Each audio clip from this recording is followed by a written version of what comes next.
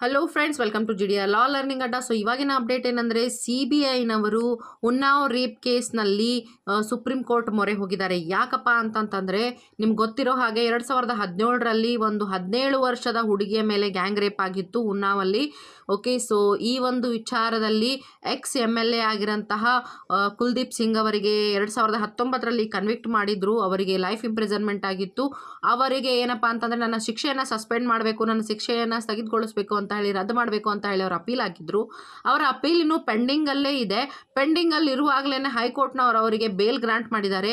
ಈ ಒಂದು ಬೇಲ್ ವಿರೋಧಿಸಿ, ಈ ಒಂದು ಬೇಲ್ ಆರ್ಡರನ್ನು ವಿರೋಧ ಮಾಡಿ CBIನವರು ಇವಾಗ ಏನು ಮಾಡಿದಾರಪ್ಪ ಅಂತಂದರೆ ಸುಪ್ರೀಂ ಕೋರ್ಟ್ಗೆ ಮೊರೆ ಹೋಗಿದ್ದಾರೆ. ಸೊ ಈ ಕೇಸಲ್ಲಿ ಏನಾಗುತ್ತೆ ಮುಂದೆ ನೋಡಬೇಕು. ಈ ಕೇಸಲ್ಲಿ ಅವರಿಗೆ ಬೇಲ್ ನೀಡೋ ಅಗತ್ಯ ಇರಲಿಲ್ಲ ಅನಿಸುತ್ತೆ.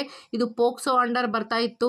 ಮೈನರ್ ಗರ್ಲ್ ಇದ್ಲು, ಗ್ಯಾಂಗ್ ರೇಪ್ ಕೂಡ ಆಗಿದೆ, ಅದು ಪ್ರೂವ್ ಕೂಡ ಆಗಿತ್ತು. ಹಾಗಾಗಿ ಪ್ರೂವ್ ಆಗಿರೋದ್ರಿಂದ ಅವರಿಗೆ ಕನ್ವಿಕ್ಷನ್ ಕೂಡ ಆಗಿತ್ತು, ಲೈಫ್ ಇಂಪ್ರಿಸನ್ಮೆಂಟ್.